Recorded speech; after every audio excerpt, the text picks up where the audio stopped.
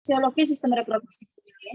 Ini juga kemarin di anatomi sudah banyak, mungkin nanti yang mengulang tidak akan saya sampaikan panjang lebar ya, sedikit saja. Jadi anatomi dari sistem reproduksi pria itu dibagi menjadi bagian eksterna ya, atau sistem genitalia eksterna, dan bagian interna atau sistem genitalia interna.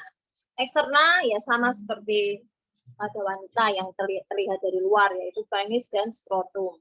Skrotum itu hanya bungkus ya, sehingga memang berada di luar. Tetapi isinya itu yang lebih penting adalah testis, itu termasuk ke dalam yang interna. Ya, jadi ada testis, epididymis, kemudian ada ductus-ductus yang nantinya untuk saluran keluar sperma, kemudian ada kelenjar-kelenjar aksesoris yang menghasilkan cairan-cairan yang nanti akan bersama-sama membawa sperma sehingga bisa sampai pada vagina, ya. Jadi sperma itu kan hanya sel.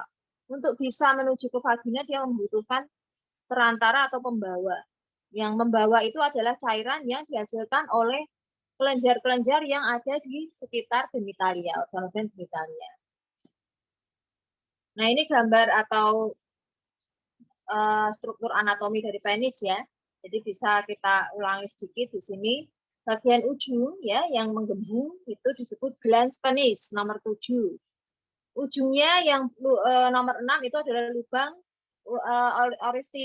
oristeum uretra eksterna. Jadi untuk keluarnya air kencing maupun sperma. Kalau pada wanita kan sendiri-sendiri. Keluar darah menstruasi, ya, keluar bayi dengan keluar air kemih atau air kencing itu berbeda lubangnya. Tapi kalau laki-laki sama, ya, jadi hanya satu saluran.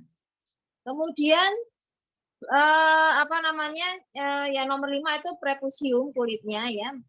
Jadi nomor 45 itu sebetulnya sifatnya kulit, tetapi sifatnya itu lentur. Ya, corpus cavernosus atau penutup penis itu lentur sehingga bisa ditarik.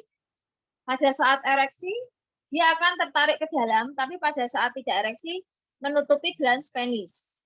Ya, karena dia bisa ya lentur ya, pokoknya tidak seperti kulit-kulit yang lain, dia longgar gitu ya, sehingga bisa ditarik panjang. Nah, kalau ada orang yang titan yang diambil atau dipotong adalah prepusiumnya ini. Jadi pada anak kecil ya prepusiumnya itu akan lebih longgar ya, sehingga mudah ditarik. Nah, kemudian dijepit gitu ya, kemudian dipotong sehingga pada saat dewasa bukannya tidak ada ya, tapi prepusium itu sangat sedikit. Kenapa harus dibuang? Karena prepusium itu tadi adalah kulit yang longgar. Karena longgar dia menjadi mudah dimasuki oleh kotoran. Ya, sehingga dibuang supaya kotoran-kotoran itu tidak tertimbun di dalam kulit. Kalau tidak dibuang ya memang bisa ya tertimbun, lama-lama menjadi lengket. Nah, semakin lama kalau prepusium itu tidak segera dibuang, itu semakin lengketnya semakin banyak gitu ya, sehingga semakin susah untuk membuang prepusium. Makanya kenapa kitan itu yang baik pada anak yang masih dini gitu, usianya masih kecil. Biasanya kalau di Jawa Barat itu bahkan usia 2 tahun kurang itu sudah dikitan. Ya, karena semakin kecil kan perlengketannya itu masih sedikit, sehingga lebih mudah dilakukan pemotongan prepusium. Ya, ada juga yang sudah sudah dewasa, bahkan sudah hampir lansia baru kitan itu ya ada. Ya itu ya semakin susah karena tadi perlengketannya semakin banyak ya, jadi harus membuka perlengketannya dulu baru bisa memotong prepusiumnya. Kemudian yang panjang nomor 8 itu glansnya, nomor glans penis yang bagian yang bisa memanjang pada saat ereksi ya. Kemudian nomor 2 itu testis ya. Jadi saya hanya sebutkan bagian-bagian pentingnya saja karena kemarin di anatomi kan sudah. Nah, skrotum ya, skrotum itu hanya pembungkus testis. Testis itu harus dibungkus, harus dijaga. Ya, jangan sampai terjadi trauma atau atau kondisi lingkungannya tidak sesuai sehingga nanti bisa mengganggu spermatogenesis atau pembentukan sperma. Ya, karena sperma itu lebih sensitif daripada ovum. Ya, jadi sperma itu lebih mudah mati. daripada sel telur. Pada suasana yang terlalu asam, ya terlalu basah, terlalu lama di di ruangan yang panas seperti itu, ya itu bisa merusak kualitas sperma. Ya, sehingga walaupun spermanya banyak, tetapi kalau kualitasnya jelek, tidak mampu membuahi sel telur, sehingga juga tidak bisa terjadi pembuahan, tidak bisa terbentuk zigot, tidak bisa terbentuk janin. Ya, jadi bisa saja sperma itu jumlahnya cukup banyak ya, tetapi kalau kualitasnya jelek, kalau diperiksa di mikroskop kan kelihatan. Jadi kualitas sperma yang jelek itu misalnya ekornya pendek, ya, atau banyak yang mati, tidak bergerak spermanya. Sehingga dengan kalau dia pendek atau mati, ya tidurnya tidak bisa menuju ke organ reproduksi wanita yang dalam, tidak bisa menuju ke rahim, tidak bisa menemui sel telur, sehingga tidak terjadi pembuahan. Ya, nah, skrotum itu merupakan pembungkus yang juga berfungsi untuk melindungi testis, sehingga testis itu benar-benar berada dalam kondisi yang baik sehingga tidak merusak spermatogenesis. Ya, jadi di sini ya terutama khususnya sebagai penyangga, penyokong, pendukung, ya kemudian juga mengatur suhu, mencegah supaya testis itu tidak trauma. Makanya kalau pakai celana ya cowok-cowok itu hati-hati. Jangan yang terlalu ketat yang bisa menggesek atau membuat skrotum itu mengalami trauma. Kalau traumanya cukup berat, traumanya kan bisa masuk sampai ke testis, ya sehingga bisa mengganggu spermatogenesis.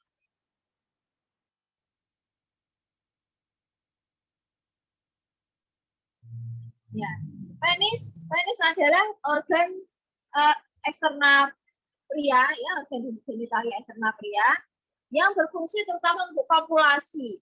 Ya, jadi pada saat terjadi pembuahan, penis itu akan masuk ke dalam vagina ya untuk kemudian menyalurkan sperma sehingga sperma bisa masuk ke dalam vagina dan menuju rahim bertemu dengan sel telur. Ya, nah penis itu yang menjadi perantaranya gitulah ya. Kemudian dibungkus oleh pembungkus yang disebut dengan corpus cavernosum. Nah, corpus cavernosum yang di bagian ujung tadi yang disebut dengan prepucium yang membungkus glans penis. Ya, prepucium adalah membungkus penis yang letaknya pada glans penis atau pada ujung penis.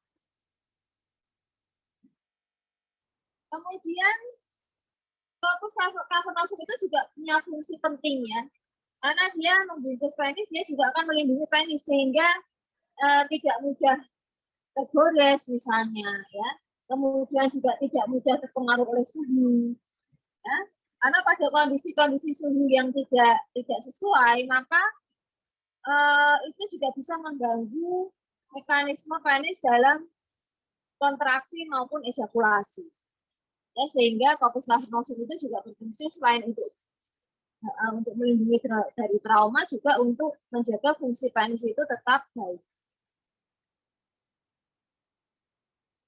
Ini kalau kita lihat dari samping, kurang lebih gambarnya seperti ini ya. Jadi hanya satu saluran untuk pria ya, untuk genitalia pria itu hanya satu saluran yang merupakan saluran reproduksi sekaligus saluran urinaria. Jadi lubang kencing dan lubang keluarnya sperma itu sama. Tapi kalau pada wanita berbeda. Saluran reproduksi dan saluran urinarianya itu berbeda. Ya, saluran urinarianya lebih ke atas tempatnya kalau pada wanita. Saluran reproduksinya ya bawah yang vagina itu.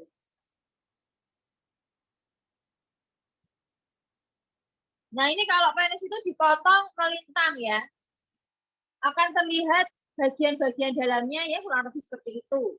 Ya, yang berwarna merah itu adalah pembuluh darah. Ya, jadi di situ maaf berbulan. Yang berwarna merah bukan yang besar ya, bukan yang uretra, tapi yang ada di dalam warna biru.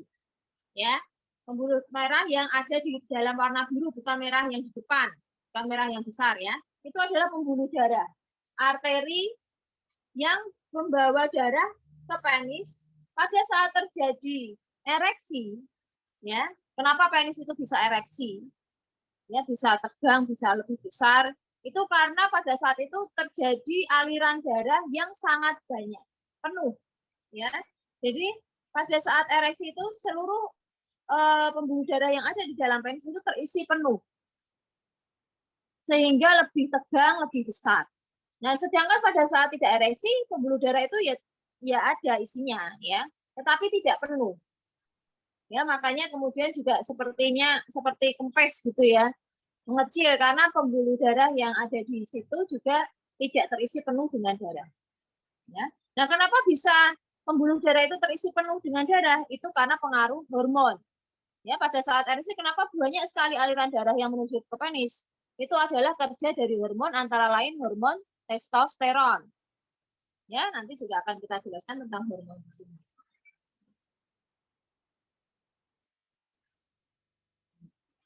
Ini sudah ya.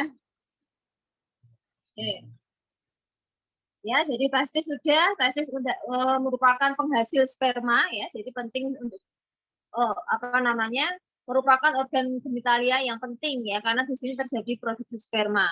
Jadi kalau ada gangguan pada testis, maka produksi spermanya juga terganggu. Jadi walaupun sepertinya spermanya banyak, tapi kualitasnya bisa turun atau bahkan spermanya itu tidak ada, ya, karena sperma itu waktu dikeluarkan dari penis, dia kan dibawa oleh cairan-cairan dari kelenjar aksesoris, ya. Nah, kadang-kadang yang keluar dari penis itu hanya cairan dari kelenjar aksesoris, tapi tidak mengandung sperma, itu juga bisa. Jadi apa namanya, tidak bisa menjadi jaminan kalau cairannya itu banyak pasti spermanya banyak, belum tentu, ya. Karena bisa saja ada sesuatu sehingga sperma yang ada di dalam testis itu tidak bisa diproduksi atau tidak bisa keluar, sehingga tidak bercampur dengan cairan-cairan dari kelenjar aksesoris.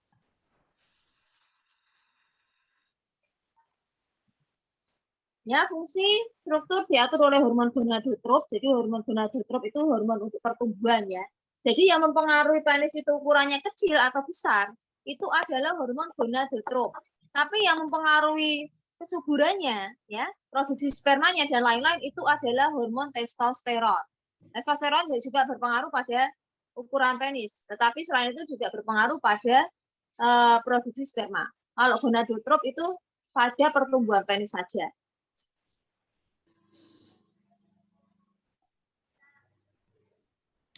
Ya, jadi testis memproduksi hormon testosteron yang nanti juga akan membantu mempengaruhi ukuran penis dan juga untuk membantu proses spermatogenesis. Nah, ini kalau testis kita buka, skrotum kita buka ya, dalamnya testis itu seperti ini. Jadi terlihat ada banyak sekali saluran ya. Salurannya kecil-kecil kemudian menuju ke saluran yang besar epididymis ya. Jadi saluran yang besar epididymis itu nantinya yang akan membawa sperma yang sudah matang, yang sudah siap ya, untuk kemudian bercampur dulu dengan cairan-cairan dari kelenjar aksesoris menuju ke penis. Ya, jadi sebetulnya belum epididymis itu belum 100% matang ya spermanya ya. Apa namanya, hampir matang lah. Kemudian dimatangkan kembali di situ ya, di epididymis, kemudian melalui vas deferens bercampur dengan cairan-cairan dari kelenjar di sekitar alat-alat reproduksi ya, ada kelenjar prostat, kelenjar seminalis ya, dan yang lain-lainnya, sehingga nanti menjadi lebih banyak. Karena kalau hanya sperma saja itu nggak ada cairan pembawanya, tidak akan bisa diejakulasikan. Ya, jadi dengan bercampur tadi maka akan semakin banyak jumlahnya ya, semakin mudah kan diejakulasikan, semakin mudah untuk mencapai genitalia interna pada saat terjadi kopulasi.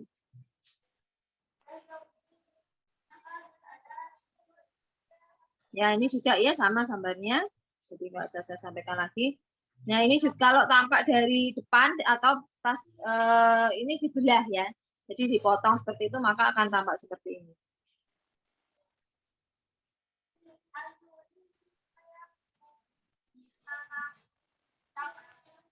Bentar nih slide-nya terputus.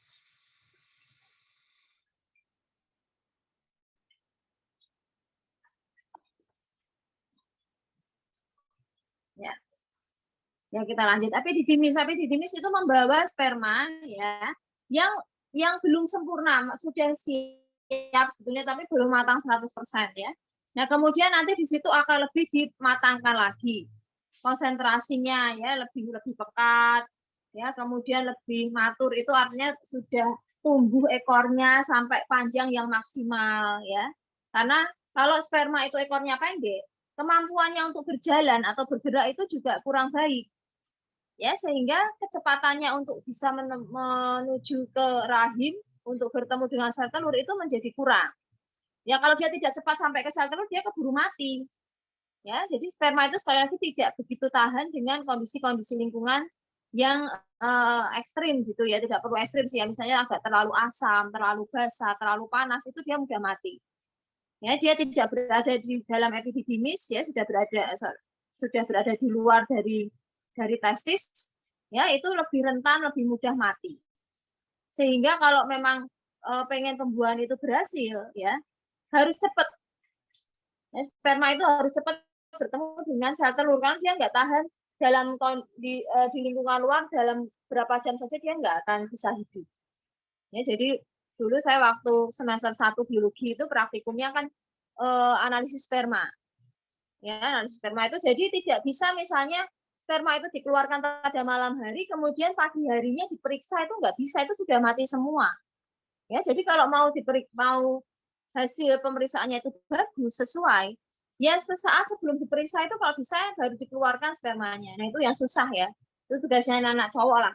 Terserah caranya gimana. Jadi kalau praktikum itu jam 8 pagi, ya mereka paling kalau bisa jam 6 itu mendapatkan sperma. Jam 6 pagi. Karena kalau mendapatkannya malam, itu pagi sudah mati semua. Diperiksa ya percuma, mati semua, ya. Tapi kalau bisa mendapatkan maksimal 2 jam sebelumnya itu masih lumayan, ya, masih cukup banyak yang hidup, sehingga diperiksa di mikroskop itu kelihatan kepalanya, ekornya, gerak-gerakannya itu masih terlihat. Ya, jadi tidak bisa periksa sperma itu disimpan dulu. Kalau urin itu bisa, darah bisa ya diawetkan, tapi kalau ini nggak bisa. Fungsi utama epididymis ya, transport untuk sperma tadi sudah, memekatkan sperma, konsentrasinya supaya lebih tinggi, untuk menyimpan sementara ya sebelum diejakulasikan ya dia disimpan dulu di epididymis. Kemudian juga lebih mematangkan tadi dengan memanjangkan ekornya. Nah, ini kalau dibuka ya kurang lebih seperti ini bentuknya. Nah, kemudian saluran keluar testis atau vas deferens, ya, yang sebetulnya banyak saluran keluar, tapi kan kecil-kecil. Yang paling besar adalah vas deferens. Ya, jadi setelah dia disimpan di epididymis, ya, kalau terjadi ereksi kemudian ejakulasi, maka sperma itu akan menuju ke vas deferens, ya, bercampur dengan cairan dari kelenjar-kelenjar aksesoris dan kemudian diejakulasikan lewat penis. Kelenjar aksesoris itu ada beberapa, tapi yang paling besar adalah kelenjar prostat. Ya, jadi ada kelenjar seminalis, prostat, bulbo uretra, kelenjar litter itu kecil. Ya, yang di sini yang paling berperan menghasilkan banyak cairannya disebut dengan cairan semen adalah kelenjar seminalis dan kelenjar prostat. Ya, yang lain-lain itu tidak begitu banyak menghasilkan cairan. Kemudian kelenjar prostat itu cukup besar ukurannya dan bisa atau mudah sekali terjadi keganasan, tapi jinak ya sifatnya ya, disebut dengan benign prostat hypertrophy atau BPH. Jadi prostat itu pada lansia, pada laki-laki yang sudah usia 60 ke atas itu gampang membesar, ya, tapi bukan ganas. Pembesarannya bersifat jinak. Ya, tapi walaupun jinak, karena letak prostat itu ada di antara di samping kanan dan kiri uretra, sedangkan uretra itu kan fungsinya untuk mengeluarkan air kemih, saluran kemih kan. Jadi kalau dia terlalu besar, maka dia bisa menekan uretra sehingga terjadi gangguan kencing. Ya, biasanya keluhan utamanya itu justru gangguan kencing, susah buang air kecil. Ya, kalau buang air kecil itu nggak tuntas, ya rasanya masih ada. Ya, bukan rasanya sakit, nyeri di daerah panggul itu bukan, tetapi biasanya yang dikeluhkan adalah gangguan berkemih. Ya, itu karena pembesaran prostat. Angka kejadiannya cukup tinggi. Ya, jadi kita lihat yang dinamakan prostat itu yang bawah yang bentuknya seperti love gitu ya, putih. Di tengahnya itu adalah uretra yang tadi saya jelaskan. Uretra adalah saluran kencing. Jadi kalau itu membesar ya menekan uretra ini. Ya, jadi bukan karena gangguan batu, bukan karena gangguan ginjal. Terhambatnya aliran kencing itu bisa terjadi karena pembesaran prostat.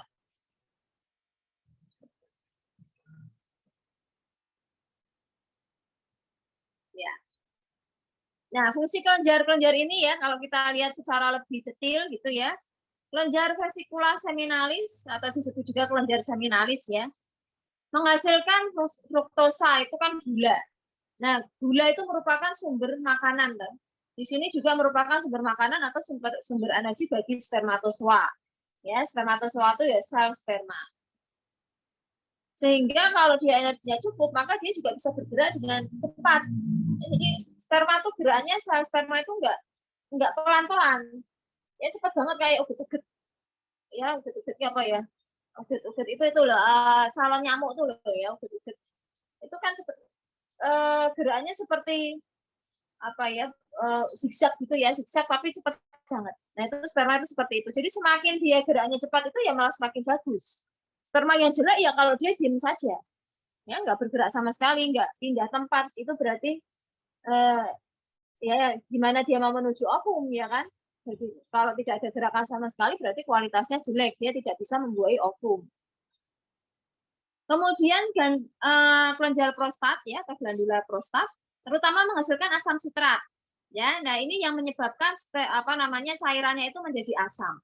Karena memang sperma itu membutuhkan pH tertentu untuk bisa bertahan hidup ya, dan pH-nya itu lebih asam, cenderung sedikit asam. Tapi kalau terlalu asam dia juga nggak kuat gitu ya. Nah, jadi pH-nya harus pas sehingga sperma itu juga bisa bergerak dengan baik gitu ya, kualitasnya baik. Kemudian ada kelenjar bulbouretra dan kelenjar Ritter itu tidak begitu banyak menghasilkan cairan ya. Sehingga ya tidak banyak berfungsi untuk memproduksi semen. Tetapi ya membantu saja, tapi dia tidak seperti seminalis dan prostat.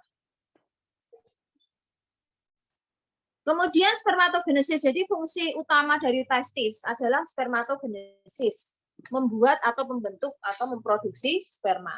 Ya, ada beberapa tahap pada proses spermatogenesis. Yang pertama fase proliferasi, yaitu pembelahan sel. Ya. Kemudian fase pertumbuhan, jadi tumbuh. Calon sel sperma itu akan tumbuh. Kemudian pematangan, ya, calon sel sperma yang disebut dengan spermatogonia, kemudian menjadi spermatosit, yaitu tumbuh lebih matang lagi, ya, sampai kemudian menjadi spermatid. Spermatid nanti menjadi spermatozoa, ya. Pada fase transformasi itu spermatid akan berubah menjadi spermatozoa atau sel sperma yang sudah matang. Nah, kemudian kalau sudah matang, maka dia akan menuju ke epididymis. Dia diam dulu di situ, dimatangkan lagi, dipanjangkan lagi ekornya supaya lebih siap lagi untuk menemui sel telur gitu ya. Kalau tidak terjadi ejakulasi ya dia akan ada di epididymis terus sampai mati. Ya.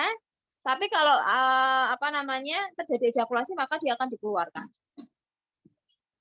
Nah, ini kalau kita buat bagannya, jadi dimulai dari proses sitosis atau pembelahan sel, ya, kemudian berkembang, tumbuh terus, ya, sampai kemudian menjadi spermatozoa. Saya nggak perlu menyampaikan tentang mitosis dan meiosis ya. Ini mungkin lebih ke biologi, jadi harus sudah tahu mitosis itu apa, bedanya dengan meiosis itu apa ya. Nah, kenapa terjadi meiosis kan karena ini adalah sel kelamin. Ya, jadi harus ingat-ingat apa itu meiosis, apa itu mitosis. Ya, pada sel kelamin terjadi pembelahan secara meiosis, tapi pada sel-sel tubuh tidak terjadi pembelahan secara meiosis. Ya, ini kalau dilihat lebih detail lagi gitu tentang bentuk-bentuk sperma mulai dari awal ya sampai sudah matang ya. Ini secara histologi bentuknya seperti ini. Nah, kalau sudah matang itu seperti yang paling atas seperti mata panah ya, tapi ada ekornya ya. Nah, nanti akan saya lihatkan ini yang bawah ini adalah sperma yang sudah matang. Jadi ujungnya lancip seperti itu, kemudian ada ekornya panjang. Testosteron. Testosteron adalah hormon yang dibutuhkan untuk spermatogenesis atau untuk pembentukan sperma. Testosteron juga mengakibatkan atau menyebabkan perubahan kelamin ya pada laki-laki yang tadinya jakunya kecil, ya kan, kalau masuk usia remaja kan kemudian membesar sehingga suaranya berubah. Kemudian tumbuh bulu-bulu kumis, ya, bulu jenggot, bulu dada, ya itu semua pengaruh dari testosteron. Ya kalau pada wanita ini identik dengan estrogen. Ya, jadi kalau estrogen mempengaruhi oogenesis, kalau ini mempengaruhi spermatogenesis. Nah ini ya, jadi ukuran sperma itu, sperma bentuknya seperti kecebong, panjang 50 mikron, ya. Jumlahnya kurang lebih dalam 1 cc cairan semen itu ada 20 juta sperma. Dalam 1 cc cairan semen, ya, terdapat 20 juta sperma itu yang baik. Jadi konsentrasinya ya batasnya minimal 5 juta lah ya dalam 1 mili ya. Kalau di bawah 5 juta, di bawah 4 juta apalagi, ya itu tidak bisa, ya biasanya semuanya akan mati sebelum mencapai rahim.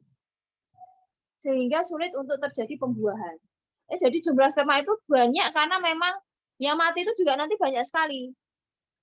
Ya, jadi sekian juta sperma itu yang bisa membuahi sel telur itu hanya 1. Ya, kalau terjadi lebih 1 sperma yang membuahi sel telur, akhirnya akan terjadi kehamilan ganda atau kehamilan kembar. Ya, jadi yang normal itu ya hanya 1 sperma dan 1 sel telur.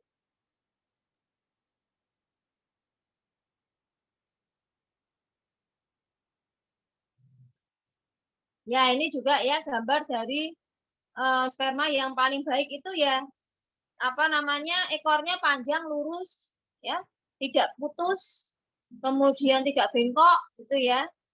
Terus apa gerakannya itu juga cepat ya. Jadi ini bisa dilihat dari sperma yang tidak bergerak sama sekali, mati, itu diem saja. Kemudian kalau sehat itu yang nomor 2 ya, panjang, lurus, tidak terputus-putus ya. Nah, kalau yang pojok kanan itu mungkin terputus ya sehingga pendek. Ya, kalau pendek berarti jumlah kromosomnya itu juga tidak normal. Jadi panjang ekor itu juga apa namanya membawa DNA ya. Jadi kalau yang normal ya panjang karena berarti DNA-nya itu lengkap gitu loh. Kalau pendek berarti ada bagian yang DNA yang terpotong. Nanti bisa menghasilkan penyakit herediter. Nah, ujungnya juga kalau yang baik ya mulus gitu ya, mulus halus gitu. Kalau ujungnya itu cuil, kok cuil ya, tidak smooth ya.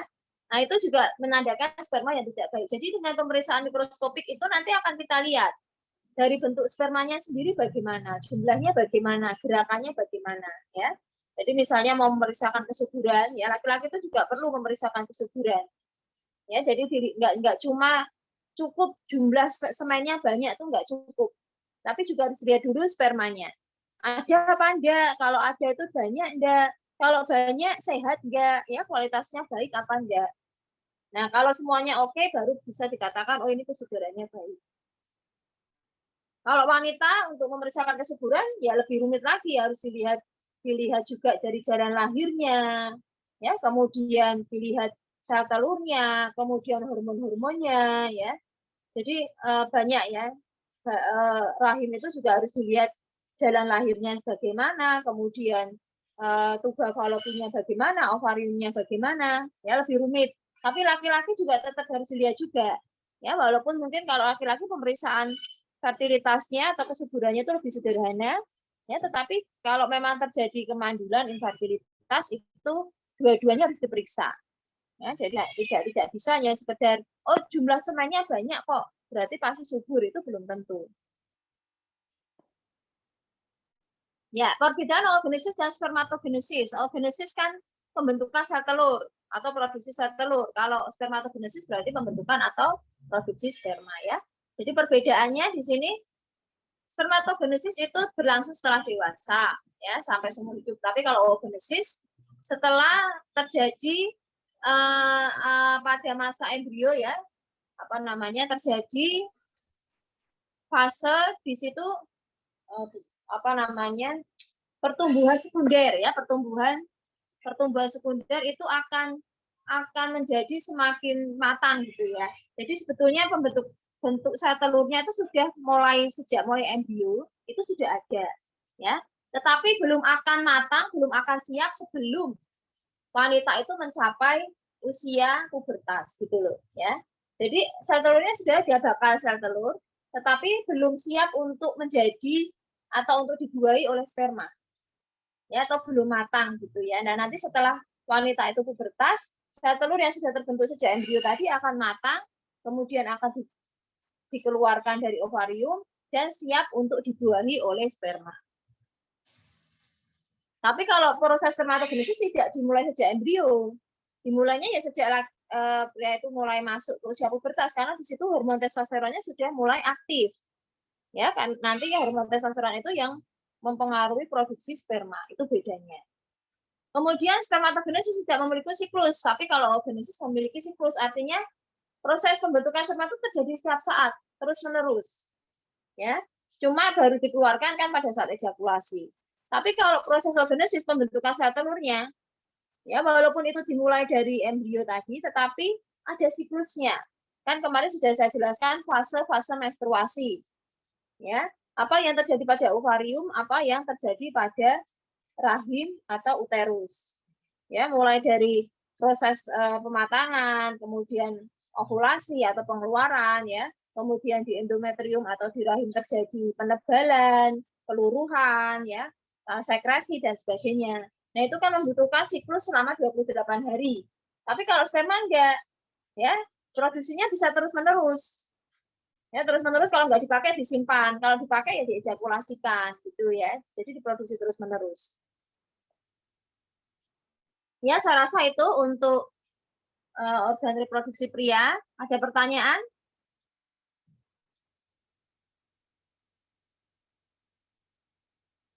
Silakan kalau mau bertanya.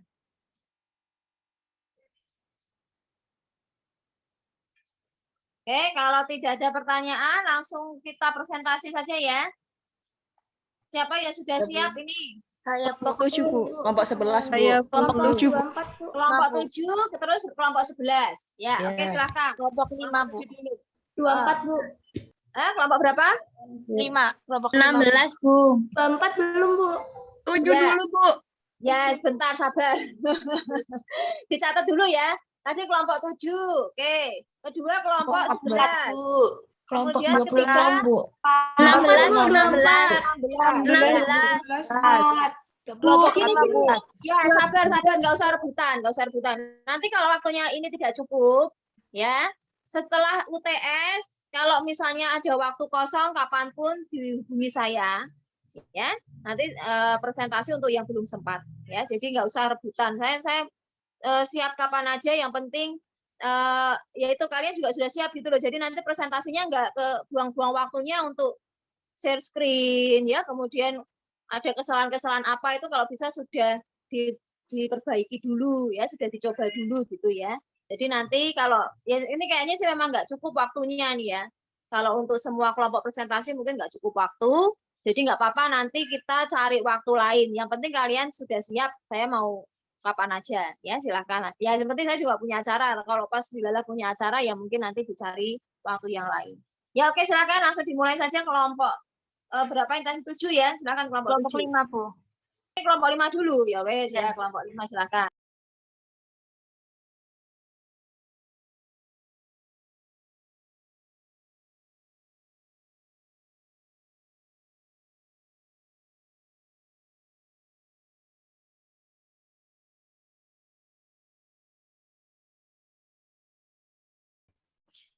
Assalamualaikum warahmatullahi wabarakatuh. Kami dari kelompok 5 ingin mempresentasikan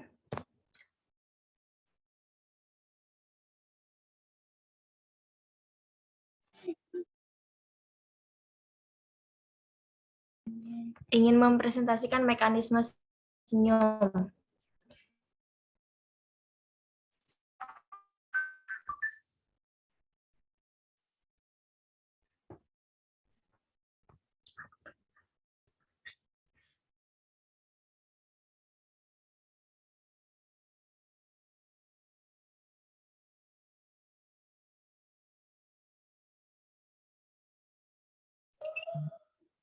Definisi senyum. Senyum di dalam Kamus Besar Bahasa Indonesia diartikan sebagai gerak tawa ekspresif yang tidak bersuara untuk mengungkapkan rasa senang, gembira, suka, dan sebagainya dengan mengembangkan bibir sedikit. Senyum juga didefinisikan oleh banyak pakar dalam penelitian masing-masing. Mengartikan senyum sebagai proses dalam diri yang sangat indah, dimulai dari suatu objek, lalu panca indera kita mengetahuinya. Informasi dari panca indera disalurkan ke otak, dan sesampai di otak divisualisasikan menjadi sesuatu yang lucu, unik, aneh, ataupun menarik, hingga akhirnya turun ke hati. Dan dalam hati muncul energi kebahagiaan yang sangat besar sehingga terjadi senyum.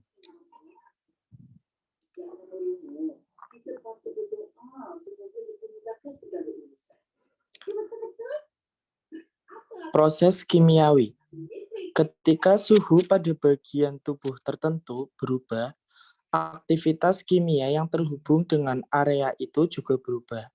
Karena itu, ketika otot-otot wajah diaktifkan dalam ekspresi, proses biokimiawi yang berkaitan dengan area wajah itu diubah sesuai dengan perubahan suhunya. Penelitian menunjukkan bahwa otak yang dingin menciptakan emosi yang baik. Sebaliknya, otak yang lebih panas menghasilkan emosi negatif.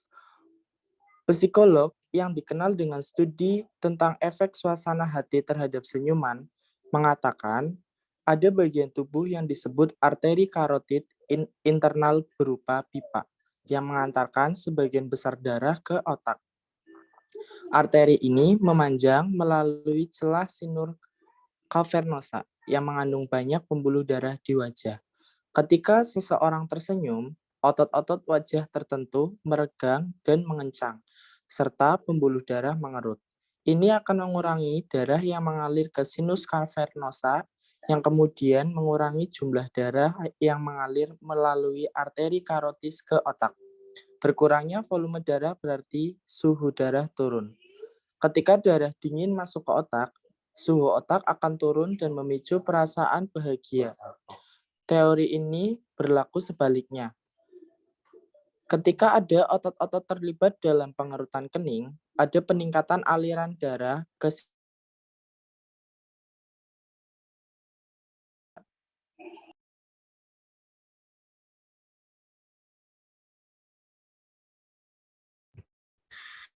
Rangsangan yang terjadi, otot utama yang membentuk senyum adalah otot zygomaticus major yang masuk ke dalam modulus di sudut mulut. Pangkal otot ini melekat pada bagian belakang permukaan lateral tulang zygomaticus dan bagian ujung melekat pada kulit di sudut mulut. Otot ini bekerja mengangkat sudut mulut ke atas dan lateral dan melengkungkan bibir membentuk senyuman. Kontraksi dari otot zygomaticus major juga menimbulkan kerutan atau crow's feet di sudut lateral mata, mengangkat pipi, mengelembungkan kulit di bawah mata atau kantung mata, menurunkan alis mata, dan mempersempit celah mata akibat kelopak mata yang tertarik. Respon otot zygomaticus minor pada bagian depan permukaan tulang berdampingan otot zygomaticus major. Ujung otot ini melekat pada bibir atas, aksinya menyebabkan bibir atas terangkat. Nah,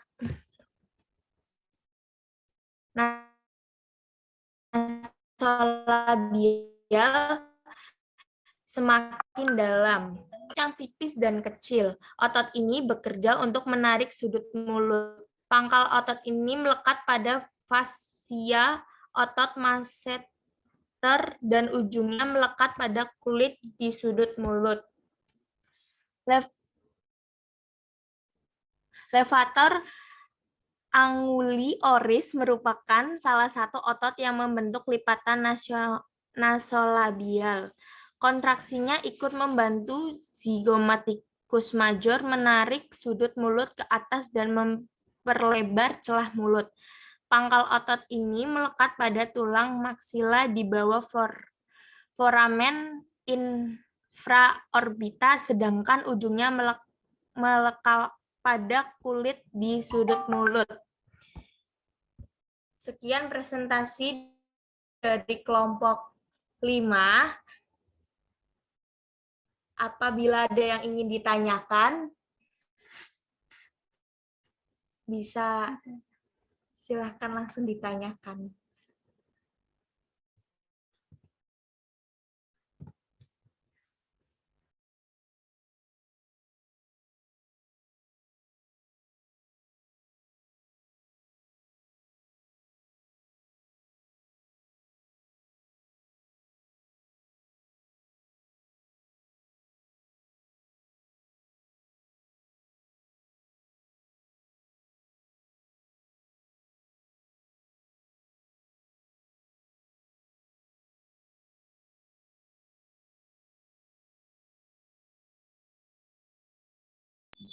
Suaranya kok tidak terdengar ya? Memang lagi di mute mungkin? Atau saya sendiri ini enggak? Tadi suaranya tidak jelas ya, Ibu? Ah, ini sudah jelas sekarang. Ya, sekarang sudah. Oke, saya ulangin ya, Bu. Ya. Yang mungkin tadi kendala sinyal. Nanti mungkin disampaikan yang penting-penting aja ya, Dek. Oh iya, Ibu. Enggak perlu semuanya, soalnya waktu kita kan terbatas ya. Nanti iya, kan saya kelompok lain. Ya, silakan lanjut. Ya, Ibu. Rangsangan yang terjadi. Otot utama yang membentuk senyum adalah otot zygomatikus major yang masuk ke dalam modiolus di sudut mulut. Bagian belakang permukaan lateral tulang zygomatikum dan bagian ujung melekat pada kulit di sudut mulut. Otot ini bekerja mengangkat sudut mulut ke atas dan ke lateral dan melengkungkan bibir membentuk senyuman. Kontraksi dari otot zygomatikus major juga menimbulkan kerutan atau crow's feet di sudut lateral mata, mengangkat pipi, mengelembungkan kulit di bawah mata atau kantung mata, menurunkan alis mata, dan mempersempit celah mata akibat kelopak mata yang tertarik. Selanjutnya, respon otot. Zygomatikus minor melekat pada bagian depan permukaan lateral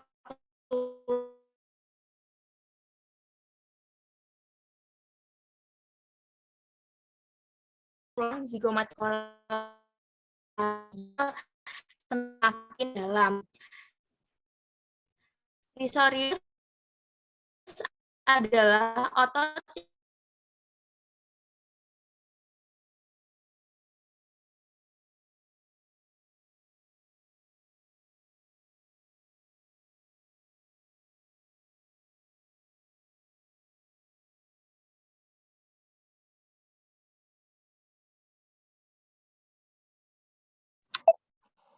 Maaf Ibu, saya lanjut di device-nya Aldias karena koneksi saya terganggu.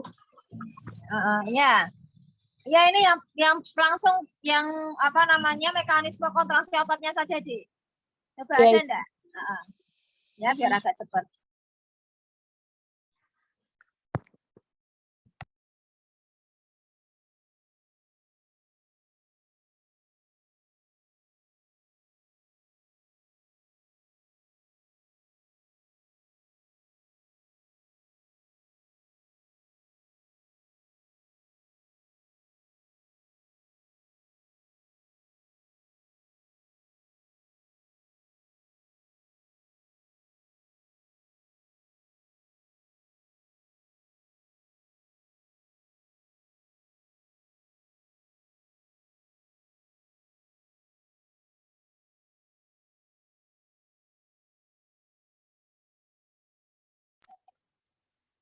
Risorius.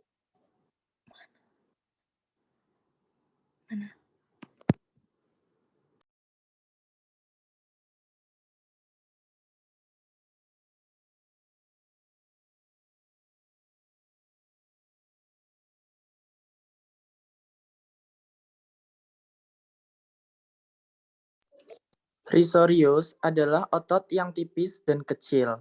Otot ini bekerja untuk menarik sudut mulut. Pangkal otot ini melekat pada fascia otot masseter dan ujungnya melekat pada kulit di sudut mulut. Levator anguli oris merupakan salah satu otot yang membentuk lipatan nasolabial. Kontraksinya ikut membantu zygomatikus major menarik sudut mulut ke atas dan memperlebar celah mulut. Next.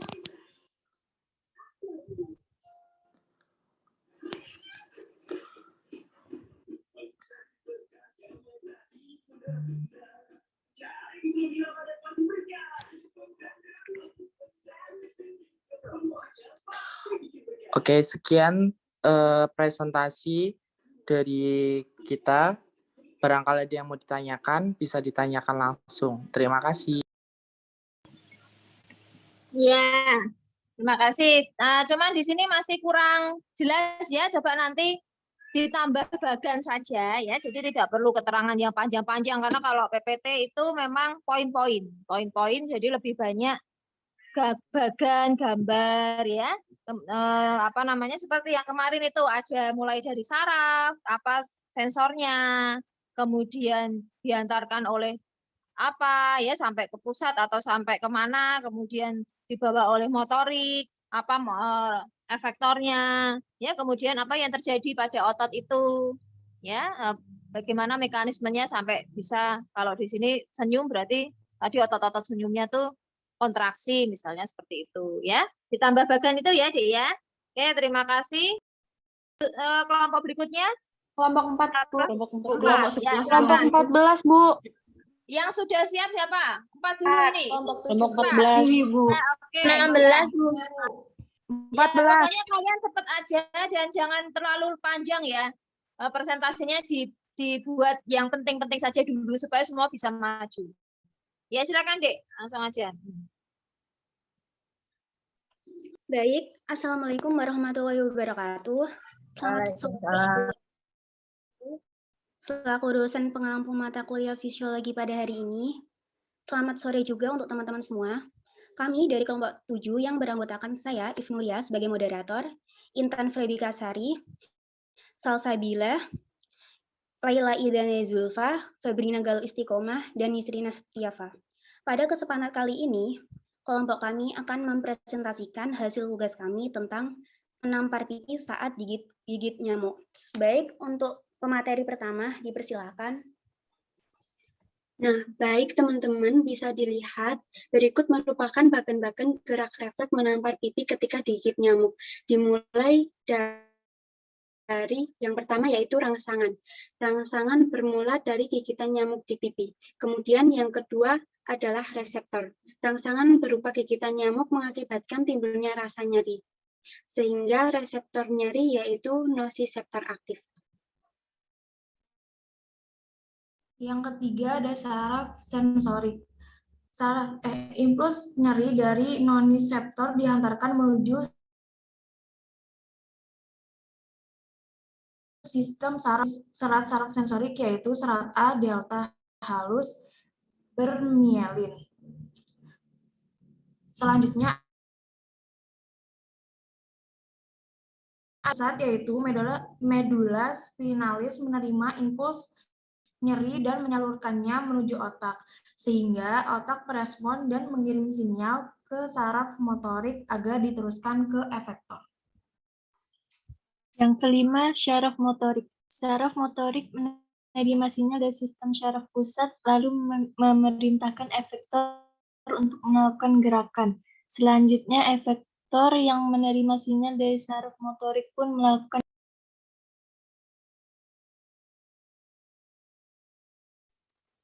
Seperti yang sudah dijelaskan di atas, sistem saraf pusat merespon sinyal dari saraf sensorik, kemudian sistem saraf pusat mengirim sinyal ke saraf motorik untuk diteruskan ke efektor supaya menghasilkan gerakan menampar pipi. Nah, gerakan menampar pipi ini dilakukan oleh otot-otot yang ada di lengan. Mekanisme gerakannya yaitu seperti ini. Adanya gerakan abduksi oleh otot supraspinatus, lalu gerakan fleksi oleh otot bicep, lalu gerakan supinasi atau menengadahkan tangan oleh otot supinator, dan gerakan fleksi pada pergelangan tangan yang dilakukan oleh grup otot flexor, antara lain flexor carpi radialis, flexor carpi ulnaris, flexor digiti minimi brevis, flexor digitorum profundus, flexor digitorum superficialis, flexor pollicis brevis, dan flexor pollicis longus. Gerakan-gerakan tadi terjadi karena adanya kontraksi pada otot-otot lengan. Berikut adalah mekanisme kontraksi otot. Saraf yang mengaktifkan otot rangka disebut sebagai somatic motor neuron atau serabut saraf motorik. Suatu potensial aksi diantarkan sampai pada ujung saraf motorik ini. Ketika suatu potensial aksi sampai pada ujung saraf motorik, saraf akan melepaskan neurotransmitter asetilkolin ke dalam celah sinaps. Asetilkolin kemudian berdifusi melalui celah sinaps dan menempel pada reseptor asetilkolin di sarkolema motor end plate. Penempelan asetilkolin menyebabkan terbukanya kanal natrium, sehingga ion natrium berdifusi ke dalam membran serabut otot dan terjadi depolarisasi. Potensial aksi diantarkan melalui sistem T-tubulus transversus ke retikulum sarkoplasma, menyebabkan retikulum sarkoplasma melepaskan sejumlah ion kalsium yang telah tersimpan di dalamnya. Kalsium kemudian berikatan dengan troponin C, menyebabkan ikatan troponin I dengan aktin melemah, dan pergeseran tropomyosin. Gerakan ini membuka sisi aktif aktin dan memungkinkan aktin menempel pada myosin sehingga terbentuk cross bridge. ATP dihidrolisis menjadi ADP dan fosfat di kepala myosin dan digunakan sebagai energi kontraksi. Adanya energi menyebabkan terjadinya power stroke antara filamen aktin dan myosin, sehingga menyebabkan serabut tersebut bergeser satu sama lain atau menjadi memendek dan menghasilkan proses kontraksi.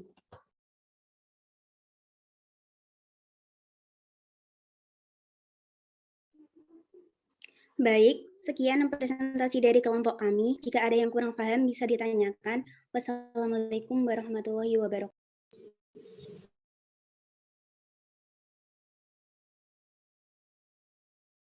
Bagus.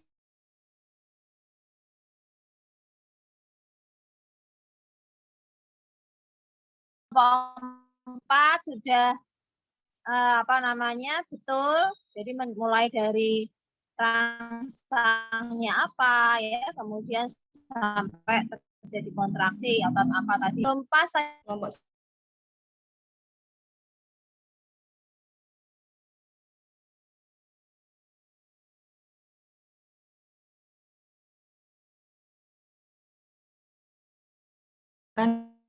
sebagai berikut.